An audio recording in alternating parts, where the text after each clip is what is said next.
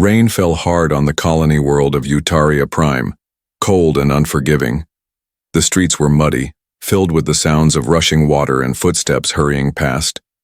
But no one stopped for the figure standing alone near the broken market fence. She had no umbrella, no boots, not even a coat that fit properly, just a thin, torn cloak wrapped around her body, soaked through. Her bare feet were covered in red mud. Her long silver hair stuck to her cheeks. She did not cry. She had already cried enough. Her name was Zira, once a proud warrior of the Velatari clans, now nothing. A failed mate, an infertile outcast. In her world, a female who could not bear children was seen as cursed, thrown out by her people, unwanted even by traders. Even slavers didn't want her. She was useless in their eyes. She stood there, in the rain, shivering but not moving. Behind her, broken crates and half-rotten food lay abandoned. She hadn't eaten in 2 days. But when she reached for a bruised fruit earlier, a shopkeeper kicked her. "Go beg somewhere else, alien trash," he had spat. So she came here, where the wind howled and the world felt far away. If she stayed still long enough, maybe she would disappear. Maybe the pain in her chest would stop, and then a voice spoke, soft and clear. "Are you cold?" Zira turned slowly, expecting an angry shopkeeper or a patrol droid. Instead, she saw a little girl, no older than 7. She had bright green eyes, messy black hair, and wore a yellow raincoat 2 sizes too big. In her tiny hands, she held a soggy piece of bread. Her boots squished as she stepped closer. Zira stared at her, confused. Children usually ran from her, but this one smiled. "You look like a ghost," the girl said cheerfully. Zira blinked, unsure what to say. "I'm Luna," the girl continued, holding out the bread. "It's squishy but still good." Zira's hand shook as she reached out slowly. She hadn't tasted bread in a long time. When her fingers brushed the girl's, something warm moved through her chest. Not fear, not hunger. Something different. She took the bread gently and whispered, "Thank you." The girl beamed. "You talk funny, but I like it." Zira glanced around. Where were this girl's parents? Why was she out here alone? Before she could ask, Luna tilted her head and said something that made Zira freeze. "You need a home," she said softly. "My dad needs a bride." Then she added in a whisper, "I need a mom." Zira stared at her, unsure if she heard correctly. Was this child joking?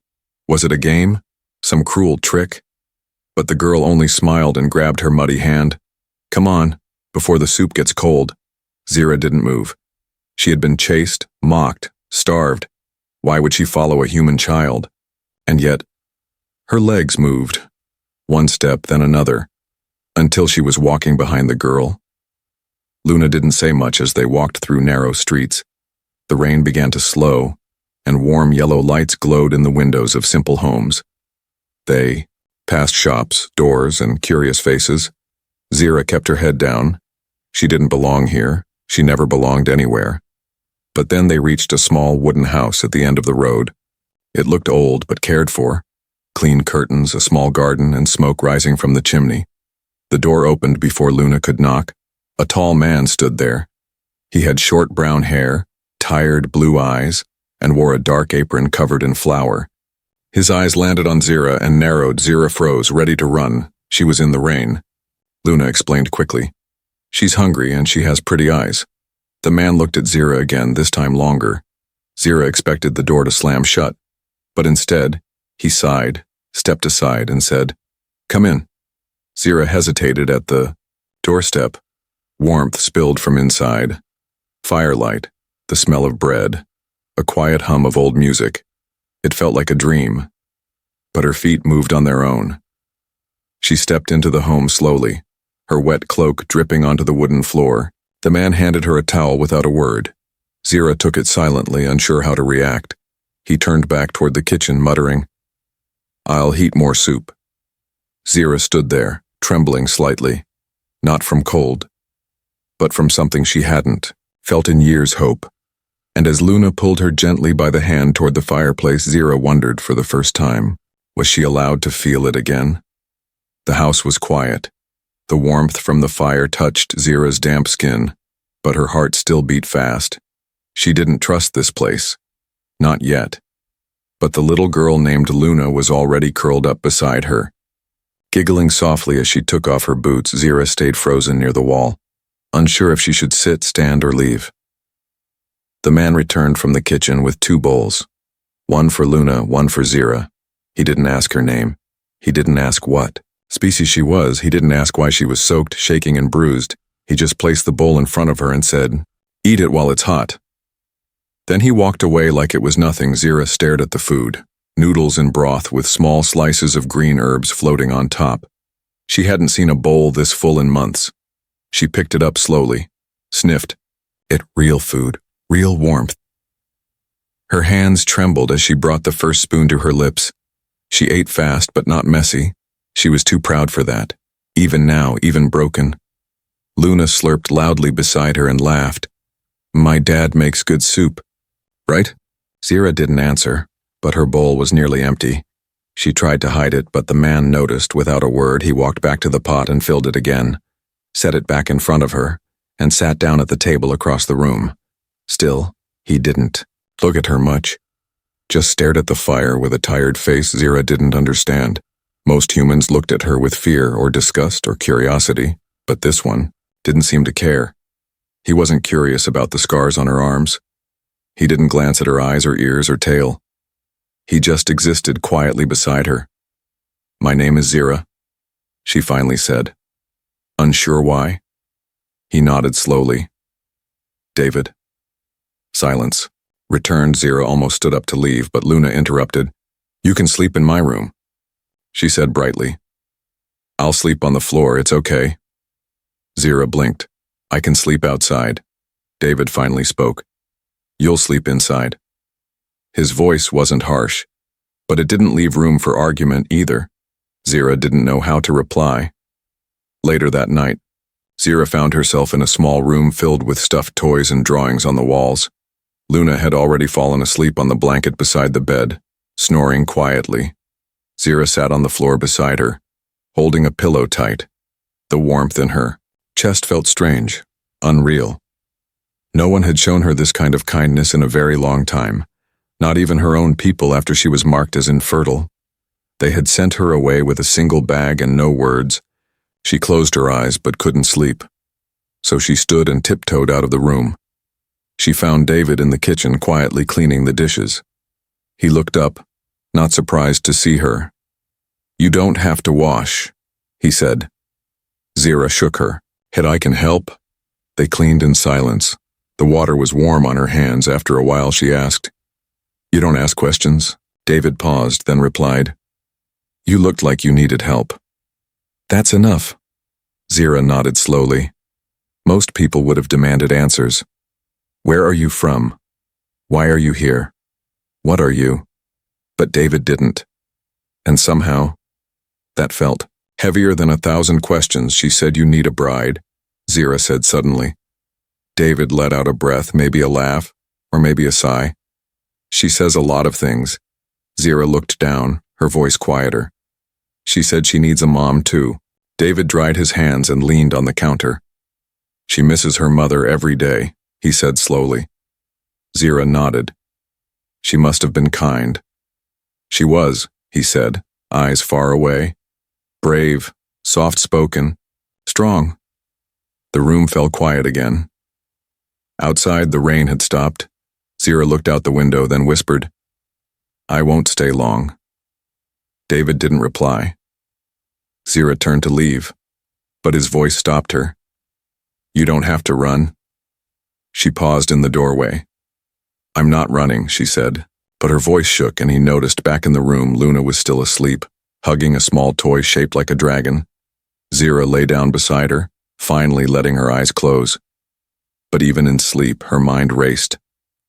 What was this place? Why did this man not fear her? Why did this girl see her as something more? She didn't have answers, but for the first time in years, she felt like maybe, just maybe she could belong, even if only for a moment. The morning sun touched the window slowly. Golden light spread across the wooden floor. Zira opened her eyes, her body still stiff from sleeping on the floor. Beside her, Luna stretched and yawned, rubbing her eyes. "Good morning," the girl said, her smile still half asleep. Zira didn't know what to say. No one had wished her a good morning in years. She only nodded, her voice stuck in her throat. David was already outside, working near the fields.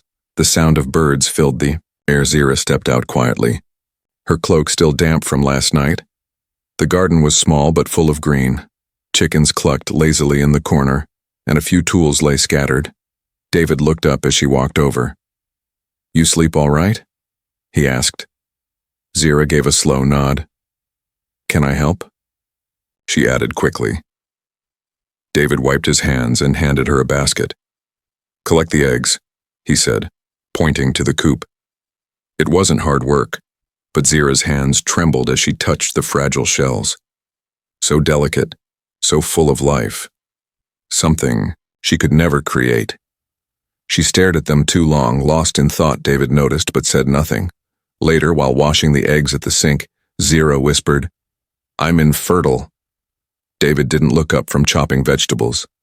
"I know," he said simply. Zira froze. "You knew?" "Guessed," he replied, placing the knife down. "You're Velatari, right?" Zira nodded slowly, surprised. David leaned against the counter. "They only cast out females for one reason," he added softly. Zira looked away, ashamed. "I wasn't enough for them," she said. David didn't speak for a while. Then he said, "Maybe they weren't enough for you." The words hit her harder than expected. Zira blinked, her throat tightening. No one had ever said that. She stayed silent the rest of the day. But something had changed inside her. A tiny shift, like a locked door creaking open just a little. That afternoon, Luna returned from the nearby schoolhouse, her face dirty and red. Zira spotted the tears before the girl said a word. She dropped her bag and ran straight into Zira's arms. "They called you a bad name?" Luna cried. "They said I live with a monster." Zira froze. Her claws tightened around the girl without meaning to. "I'm not a monster," she whispered. "I know." Luna sniffled. "You're my friend." Zira held her close. The child's warmth cut through years of cold memories. David entered the room, saw them, and paused. He didn't ask what happened. He just walked to the kitchen and began making tea. That night, Zira sat outside alone, her feet in the dirt. The stars above blinked quietly. In her world, stars were cold, lifeless balls of fire far away. But here, they looked soft, like eyes watching over her. David joined her after a while, carrying 2 mugs. He handed one to her without a word. She held it, letting the steam warm her face. "You know," David said quietly, "Luna's strong, but she gets lonely." Zira nodded. "I know the feeling." David looked at her closely for the first time. Not just a glance, but a real look. He saw the scars on her arms, the way her shoulders curved inward, like she expected to be hit, and she saw the sadness in his eyes, deep, silent sadness, old and heavy. He had wounds too. "My wife died 5 years ago," he said. Zira didn't move. "She got sick, real fast, and then she was gone." His fingers tightened around the mug. Luna was only 2. Zira didn't speak. Not because she didn't care, but because she understood too much. Loss didn't always shout. Sometimes it whispered for years. "I tried raising her alone," David continued. "But a kid needs more than food and school." Zira glanced toward the window where Luna slept. "She's kind," she said. David smiled faintly. "Too kind." "She found me," Zira added. "She saved me." David looked at her again. "You're not what I expected." Zira raised a brow. "And what did you expect?" He chuckled. "A threat, maybe. Or a burden. And now?" He shrugged. "Now I see someone who's tired, but still standing. That counts for something." Zira looked at her claws, flexing them slowly. "I don't know what I'm doing here," she said. David sipped his tea. Neither do I, he replied, but it's been quiet since you came. He glanced at the stars. And sometimes quiet is good. They sat there for a long time, not as strangers, not quite as friends, but as two people carrying invisible wounds. And in that silence, something unspoken passed between them. A thread, thin, but real. Not love, not yet, but understanding. And sometimes that's where everything begins. The next morning, Zira left the house early. She needed to breathe, to move, to be anywhere but inside those four walls where feelings were starting to grow too fast. She didn't know what to do with them. David's words still echoed in her mind. Quiet is good, but the world outside was not quiet. Not here. Not for her. She took the long path toward the center of the colony town. A place filled with mixed faces. Humans, aliens, traders, guards. Some sold fruit, some fixed machines. Others simply stared. Zira walked with her head low, hood up, hoping to go unseen. But she could feel the whispers even before she heard them. That's her. Someone said softly. The Velatari outcast, isn't she infertile? I heard she was living with a human. A widow, another voice hissed. Her species doesn't belong here. Zira kept walking, jaw tight. She entered the market to buy simple things. Bread, a soap bar, some cloth. David had given her a few credits that morning, saying, "Get what you need." She had hesitated to accept them, but his eyes left no room for argument. Now she stood at the bread stall, reaching out slowly. The vendor didn't smile. He narrowed his eyes and said, "No touching unless you buy." Zira placed the credits down, choosing her words carefully. "One loaf, please." He slammed the loaf into her hand like it was poison. "Don't come back," he muttered. Zira took the bread and left without a word. As she walked through the crowded paths, two older alien women crossed her path. They stopped, looked her up and down, and one of them smirked. Look at her, pretending to be human. Maybe she thinks that man will give her a child. The other whispered cruelly. Zira froze. She didn't reply, she didn't have to. Her silence said enough, but it still hurt. Deep. Back home, she dropped the bread on the table and went straight to the corner of the yard. She sat there, knees pulled to her chest, eyes closed. David found her a while later. You went to town? Zira didn't answer, but her posture spoke for her. They talked, he said, not asking. Just knowing. Zira looked away. I'm not used to being seen, she whispered. David sat on the grass beside her. You'll get used to it. I don't want to, she replied quickly.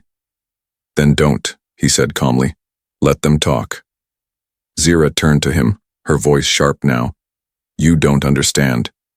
They hate me for what I am. They think I'm a curse. They think I'm trying to steal you. David raised an eyebrow. Are you? Zira blinked, surprised by the question. No, she said quietly. Then why care? He said simply. Zira didn't know what to say to that.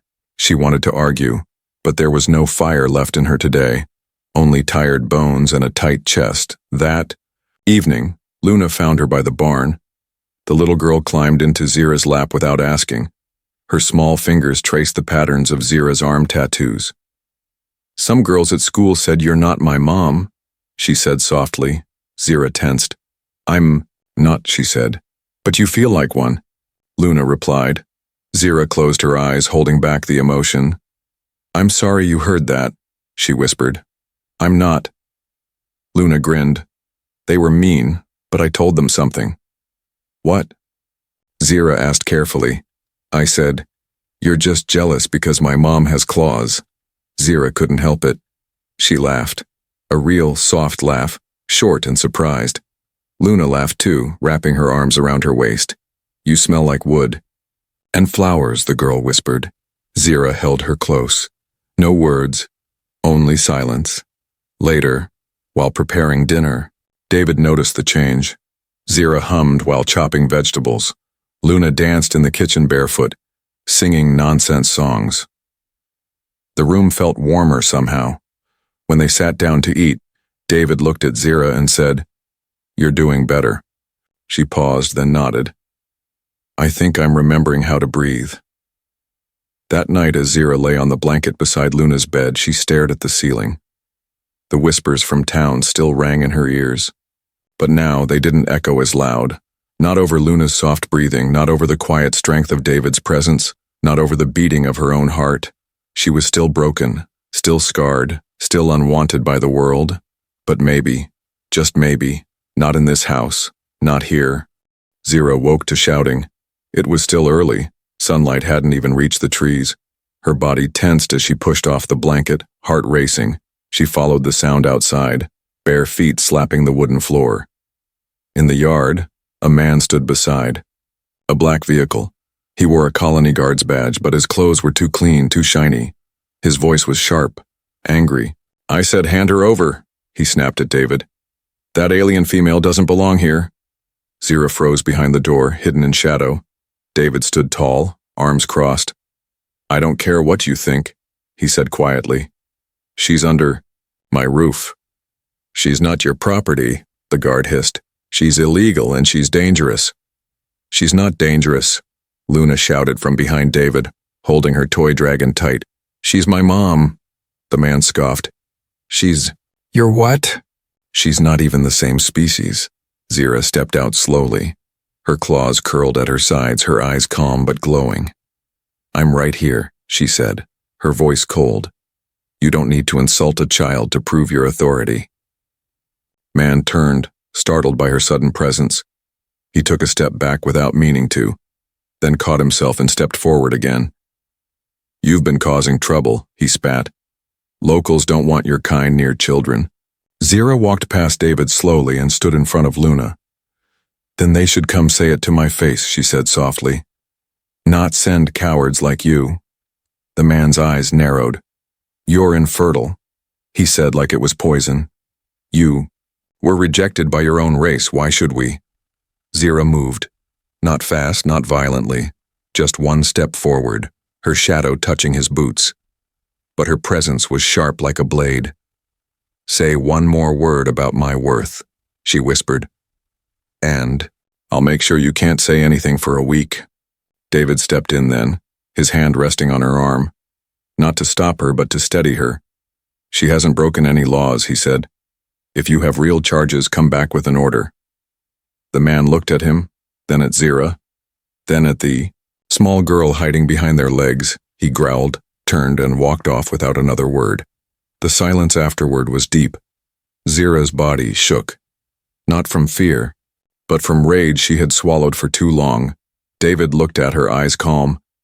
You didn't have to do that, he said. Yes, I did, Zira replied, her voice cracking. I let them say too much for too long. Luna tugged on her cloak gently. Does this mean you're staying? She asked, eyes wide. Zira knelt slowly, her hands on the girl's shoulders.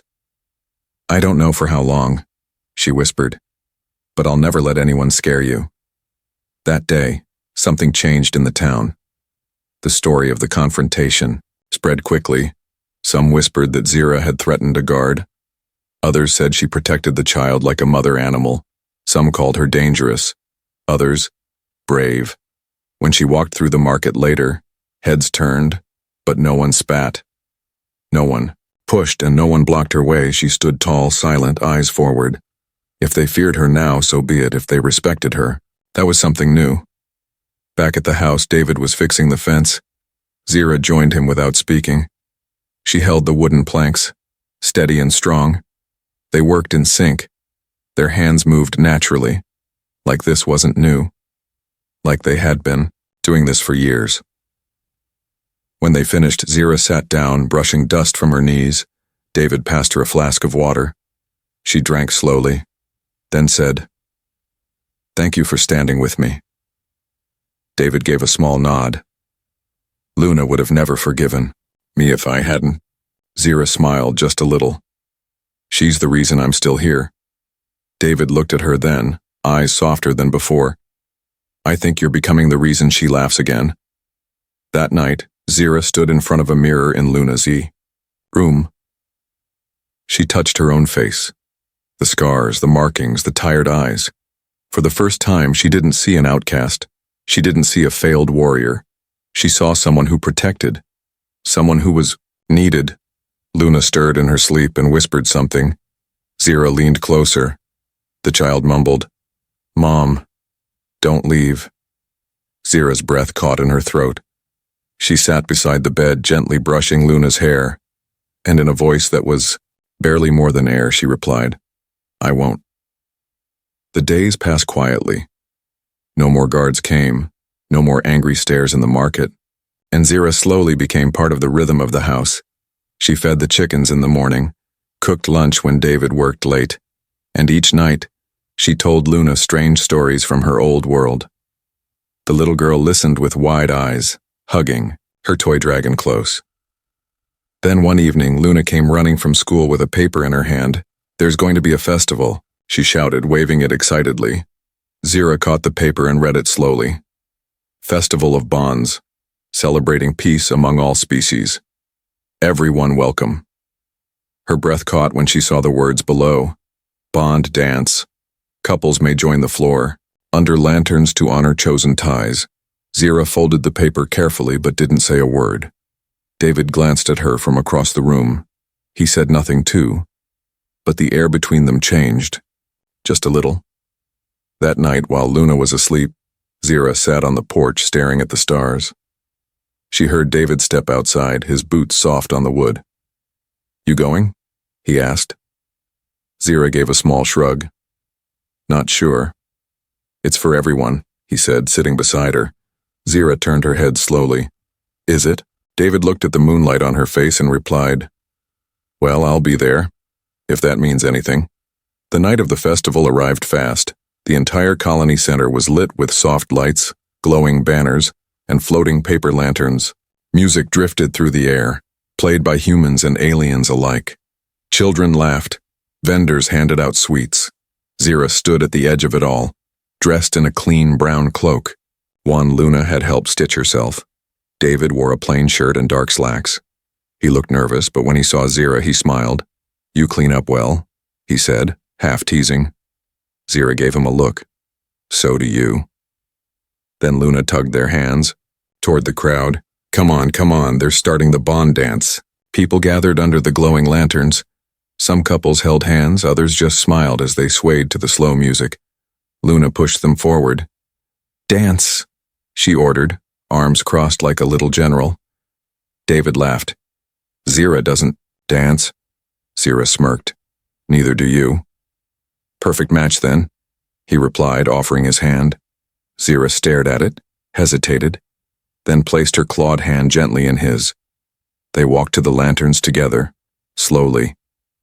At first they didn't move much, just stood there swaying slightly, not really dancing. Zira kept her eyes low, unsure, but David stepped closer and whispered, "Just follow my steps." "I don't know the steps," she said quietly. "Good." He smiled. "Then we can make our own." That made her laugh. Soft, real from deep inside, and she stepped in closer. Their hands found a rhythm. Their feet moved in time. And suddenly, they weren't just moving. They were dancing.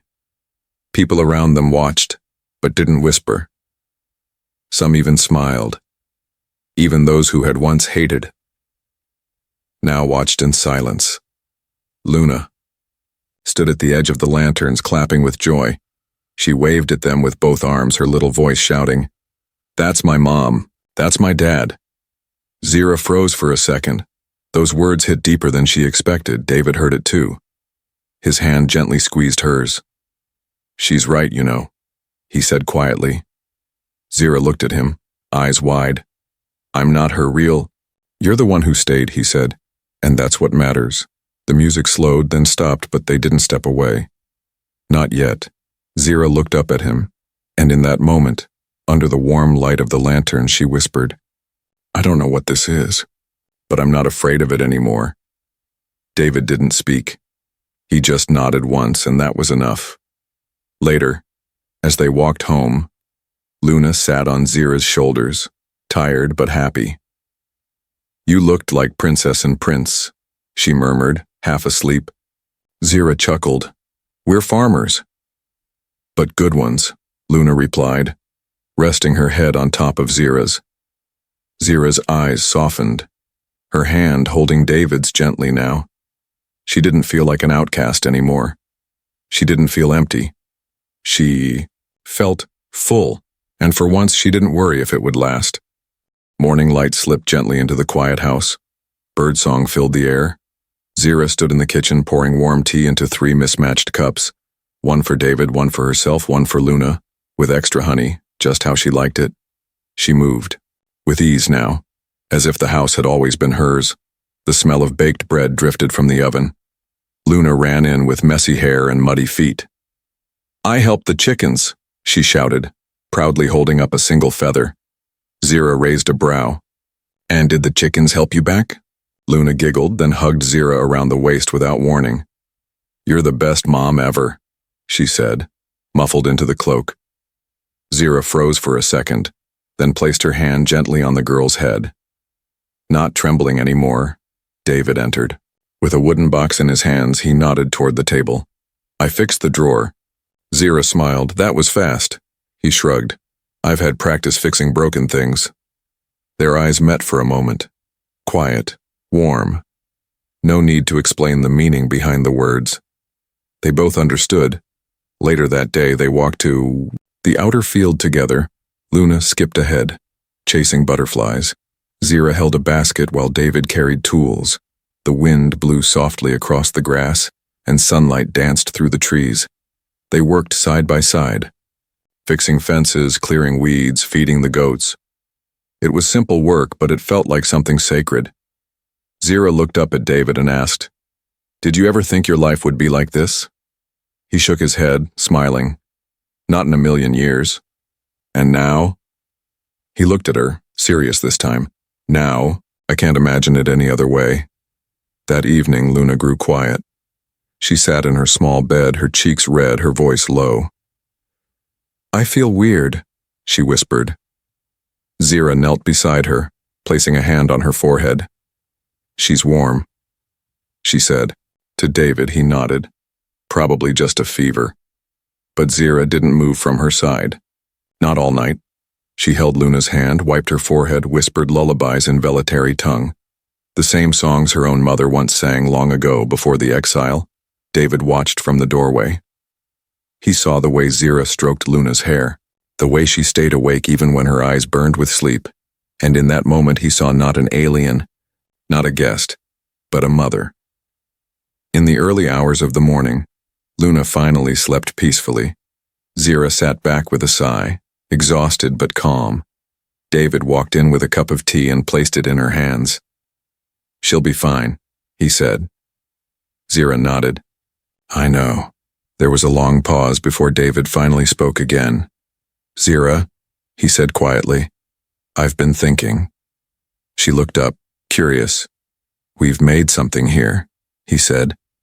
"Not perfect, not planned, but real." Zira's hands tightened slightly around the cup. She didn't speak. He stepped closer. "I don't care about your past," he continued, "or what anyone says about your bloodline or your fertility or your claws. I care about what you've given us." "Me," he corrected himself. "And Luna," Zira's voice cracked as she whispered. "I never thought I'd be wanted again." David knelt beside her. "You're not just wanted," he said, "you're needed." They sat in silence for a long time. The only sound was Luna's soft breathing. Later that week, David brought out an old silver chain. It wasn't fancy, just a handmade ring attached to a simple thread. He placed it in Zira's hand and said, "Not a marriage proposal." "Not yet," he smiled gently, "but a bond. Mine, yours, hers, together." Zira looked down at it, eyes shimmering. Velitary never gave rings, they marked bonds with blades or blood, but this felt stronger. She tied it around her wrist proudly, a symbol not of ownership but of choice. One morning Luna stood in front of her classmates for show and tell. She held a picture she had drawn, of 3 people holding hands in front of a house. "This is my family," she said proudly. "My dad, my mom, and me." A boy asked. She's not really your mom, right? Luna smiled and replied. She is now. Back at home, Zira stood in the doorway watching Luna run in the yard with her toy dragon. David leaned beside her, arms crossed. You know, he said softly. She's never laughed this much before. Zira nodded. Neither have I. They didn't need blood to be family, they didn't need tradition or approval, all they needed was each other. And in a world that once cast her out, Zira had found the one thing she never thought she could have again. A home. Not just walls and a roof, but a place where her name was spoken with love, where her past didn't define her, and where a little girl with messy hair and a big heart chose her forever.